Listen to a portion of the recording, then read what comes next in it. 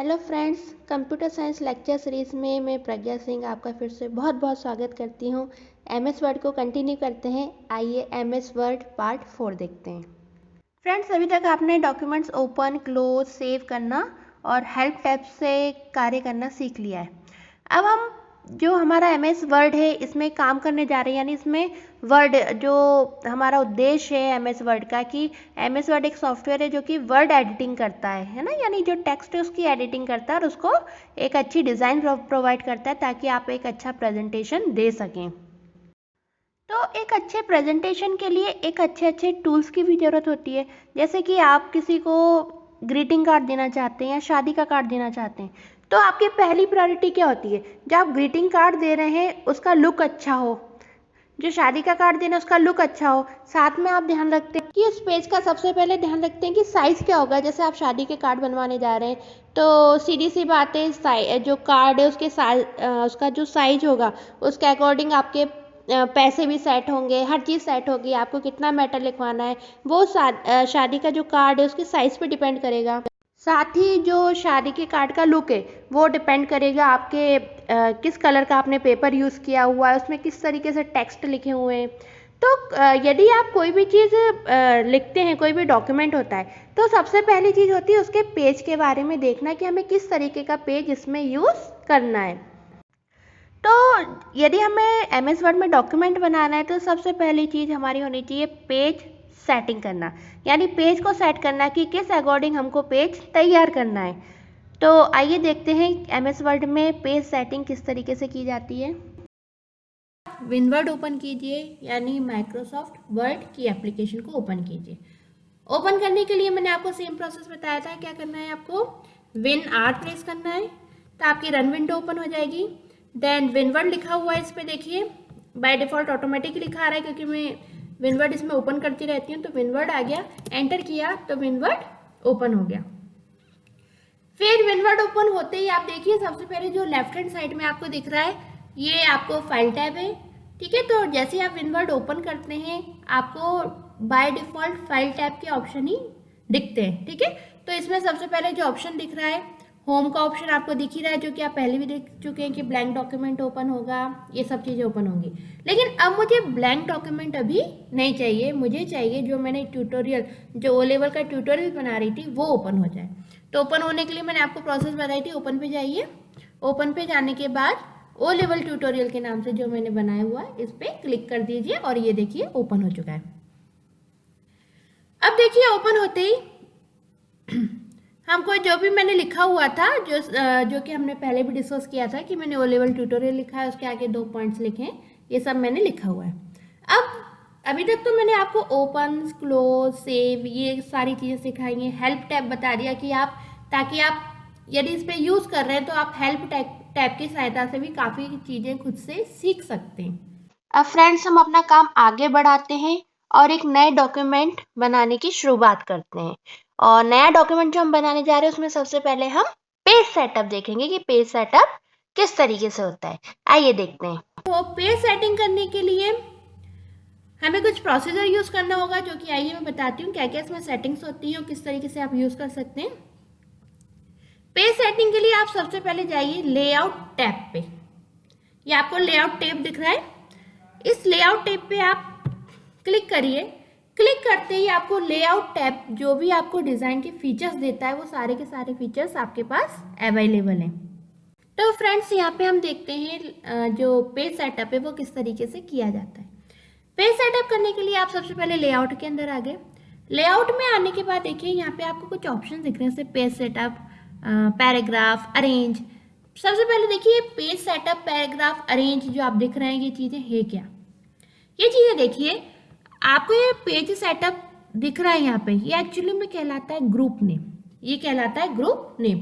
जैसे कि आप देखते होंगे कि एक टीम होती है और टीम में कई सारे मेंबर होते हैं और उस पूरी टीम का एक नाम दे दिया जाता है। जैसे कि आप आईपीएल मैच देखते होंगे तो राजस्थान की टीम के मेंबर्स हैं तो नाम है उसका रॉयल ग्रुप्स, इस तरीके से।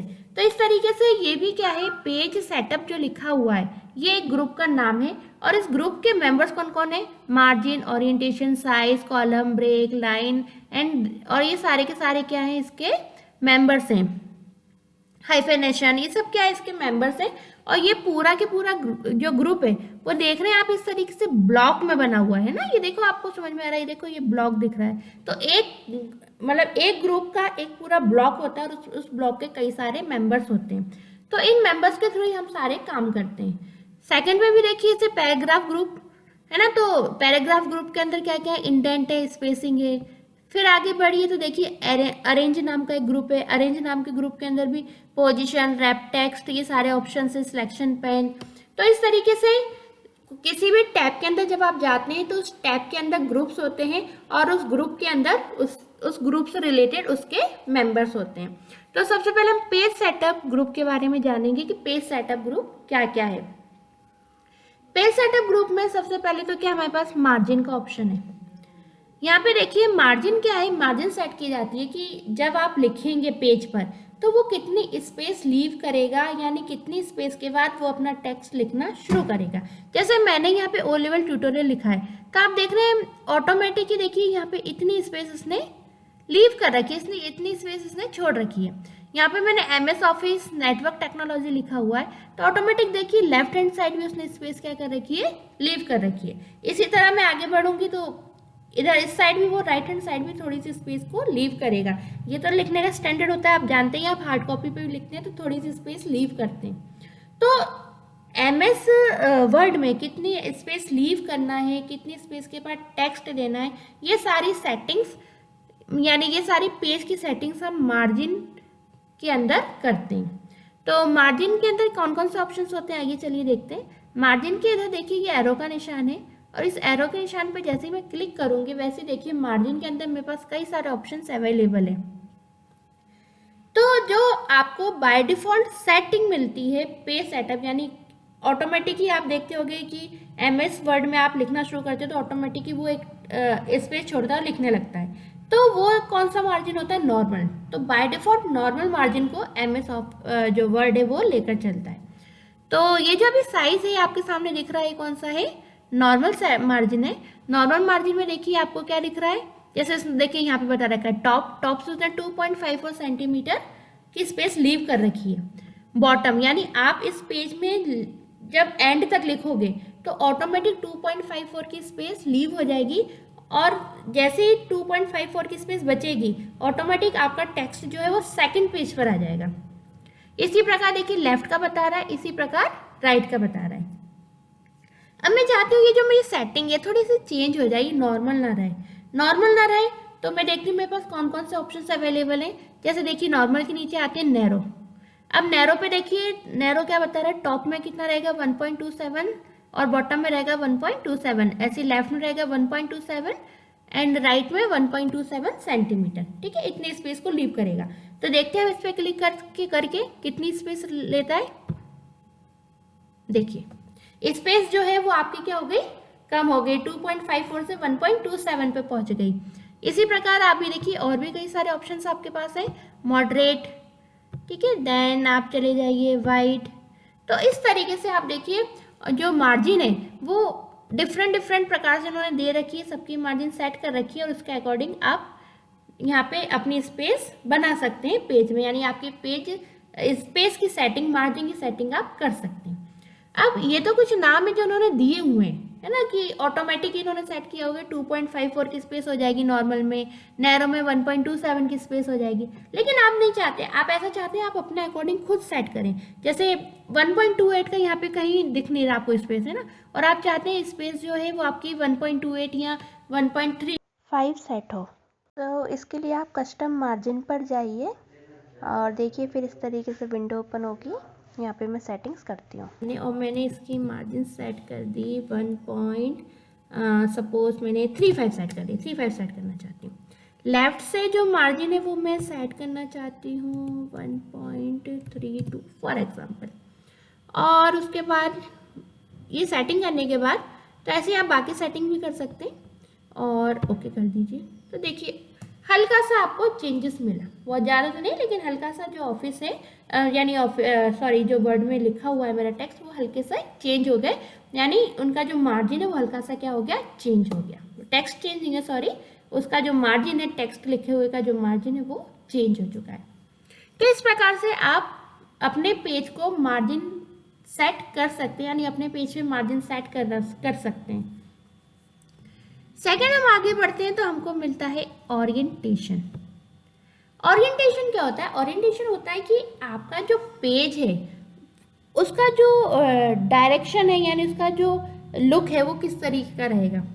पेज का लुक सेट करने के लिए आपको ओरिएंटेशन पर जाना होगा, जो कि आपको एरो की के द्वारा दिखाया जा रहा है।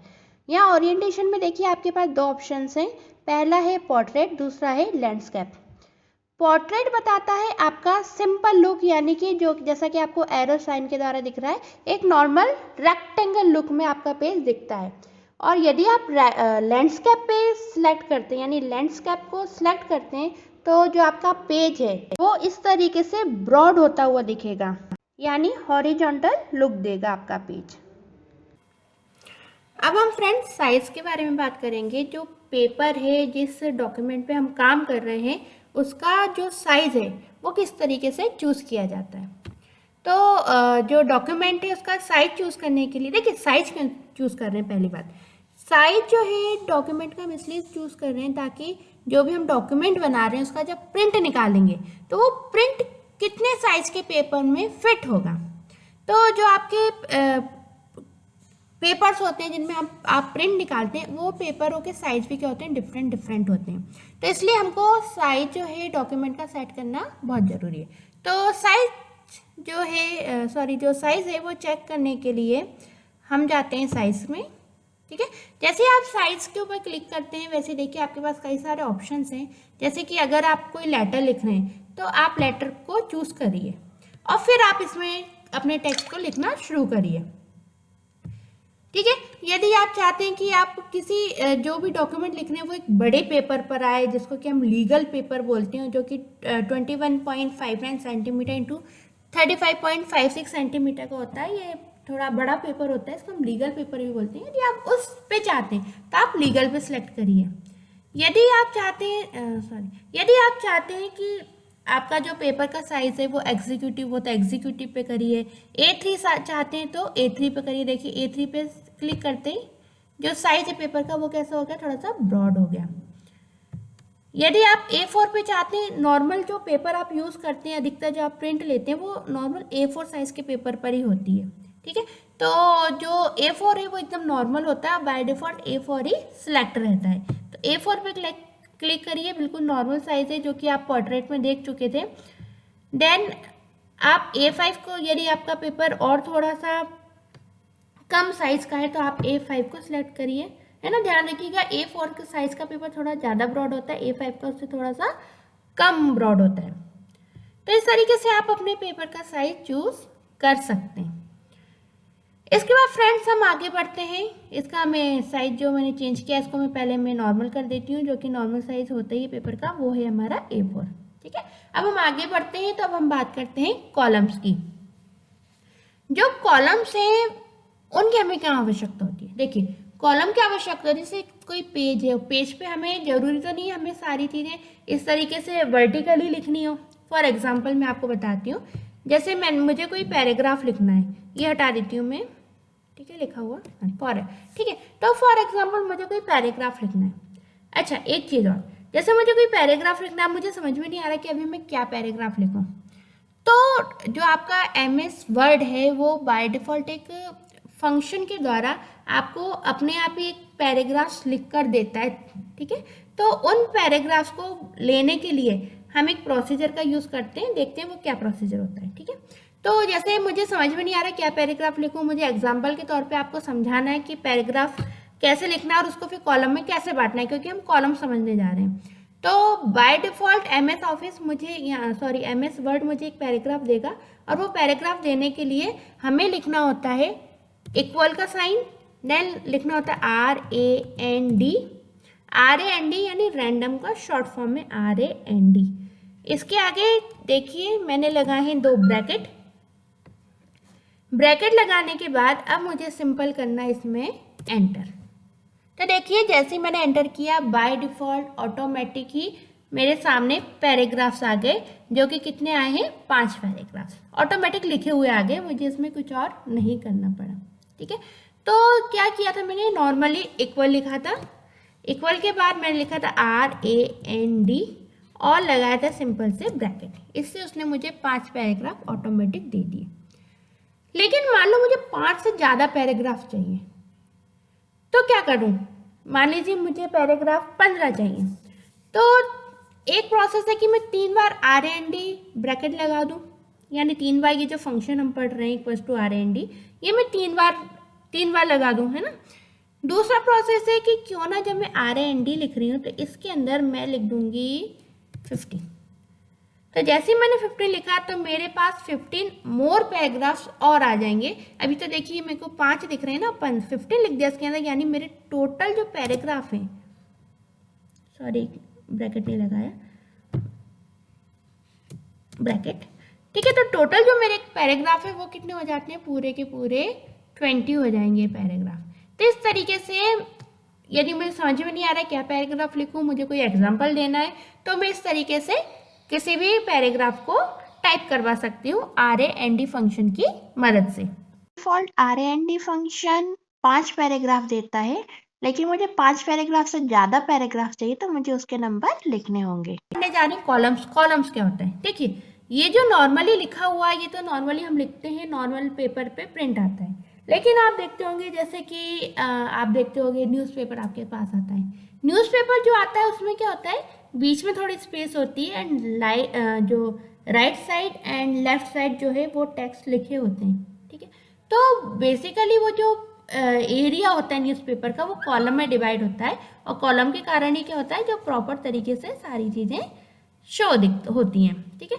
तो हम बताते हैं कैसे इस पे कॉलम पे हम काम कर सकते हैं। कॉलम पे काम करने के लिए आप सबसे पहले कॉलम ऑप्शन पे जाइए, सिलेक्ट कीजिए। बाय डिफ़ॉल्ट 1 है, क्योंकि देखिए यहाँ पे पूरा टेक्स्ट लिखा हुआ है, यहाँ भी कोई भी कॉलम नहीं है, तो बाय डिफ़ॉल्ट 1 ही सिलेक्ट रहता है। लेकिन जैसे मैं 2 पे सिलेक्ट करती हूँ तो देखिए मेरा जो टेक्स्ट है वो देखिए कॉलम के फॉर्म में आ गया। तो आप देखते होंगे कि आप बुक्स वगैरह रीड करते हो, है ना, जो बुक्स चौड़ी ज़्यादा होती हैं, 2 कॉलम में लिखा होता है उनके अंदर कंटेंट्स, या आप न्यूज़पेपर वगैरह देखते होंगे तो वो कंटेंट्स आपको इसी तरीके से बीच में इस तरीके से शो होता है। तो कॉलम जो है वो ज़रूरी नहीं कि 2 पार्ट्स में बटे। कॉलम्स आपके देखिए कई ऑप्शन से 3 है, तो आप 3 को चूज़ करिए, ठीक है। तो इस तरीके से आप चूज़ कर सकते हैं। तो यहाँ देखिए मेरा जो डाटा था वो 3 कॉलम में डिवाइड हो चुका है। देखिए इससे फ़ायदा क्या हुआ कि जैसे मैंने 3 कॉलम करे, मेरा जो डाटा है वो 2 पेज में शिफ्ट हो गया। यदि आप इसके बैक साइड देखेंगे तो जो मेरे पेज हैं वो 3 थे, है ना। तो यदि मैंने 3 कॉलम में शिफ्ट कर दिया तो जो मेरा डाटा है पूरा वो 2 पेजों में ही शिफ्ट हो गया कॉलम में बंटने के कारण, ठीक है। तो इससे मेरा फ़ायदा हुआ क्योंकि मेरे पेज कम लगे, ठीक है। अच्छा, अब देखने वाली बात ये है कि मेरे जो यहाँ पर 3 से 2 पेज हो गए वो मुझे कैसे पता चला। मेरे पास 2 पेज हो गए, एक तो आप स्क्रॉल करके उससे पता चल गया, दूसरा देखिए यहाँ पे नीचे ऑप्शन लिखा हुआ है पेज 1 of 2, है ना। तो जो 2 नंबर लिखे पेज के बाद 2 नंबर लिखे, एक 1 देन लिखा है ऑफ 2। इसमें देखिए 2 नंबर क्यों बताता है पेज में, ये जो नंबर बताता है पेज के बाद जस्ट लिखा होता है वो बताता है कि मैं किस पेज पे इस समय रीड कर रही हूँ। तो फ्रेंड्स इस समय मैं फर्स्ट पेज पे रीड कर रही हूँ, यानी फर्स्ट पेज के डाटा को पढ़ रही हूँ, या फर्स्ट पेज पे मेरा कर्सर है, तो ये पेज 1 बता रहा है। तो वो बता रहा है पेज 1 of 2, इसका मतलब है मैं पेज 1 को रीड कर रही हूँ, और ऑफ 2 का ये मतलब है, 2 का ये मतलब है कि मेरे डॉक्यूमेंट में कितने पेज हैं, 2 पेज हैं, ठीक है। तो पेज के बाद जो पहला नंबर लिखा होता है वो बताता है आप करंट किस पोजीशन पे यानी किस पेज पर हैं, और ऑफ के बाद जो अगला नंबर लिखा होता है वो बताता है कि आपके डॉक्यूमेंट में कुल कितने पेज हैं। तो मेरे डॉक्यूमेंट में कुल यहाँ पर 2 पेज हैं, ठीक है। तो चलिए हम अपने कॉलम पर वापस आते हैं। कॉलम हम डिस्कस कर रहे थे, तो आपने देखा इस तरीके से हम कॉलम्स जो हैं वो चूज कर सकते हैं।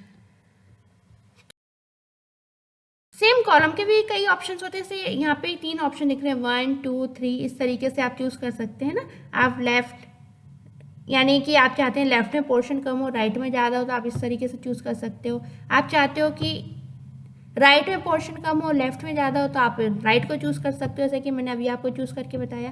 बट आप और भी ऑप्शन चाहते हैं ना, आप चाहते हैं कि भाई आपके जैसे यहाँ ऑप्शन है हमें 1 2 3 इतने कॉलम ना होते हुए हमारे पास 5 कॉलम बन जाए, तो हम क्या करेंगे, देखिए यहाँ पे ऑप्शन आ रहा है मोर कॉलम। मोर कॉलम पे मैंने सेलेक्ट किया। मोर कॉलम पे सिलेक्ट करने के बाद मैंने यहाँ पे कॉलम का दे दिया, मुझे सपोज चाहिए 4 कॉलम। ठीक है, तो 4 मैंने सेलेक्ट किया और ओके कर दिया, तो देखिए 4 कॉलम बन गए। ठीक है, अब ये जो 4 कॉलम बने इसमें भी देखिए डिफरेंट साइज हैं, जैसे कि जो आपको फर्स्ट कॉलम दिख रहा है, देखिए इसका जो साइज है वो देखिए थोड़ा ज़्यादा है ना। देन हम अगर सेकंड कॉलम पे आते हैं तो इसका साइज, सबके साइज क्या है, डिफर है।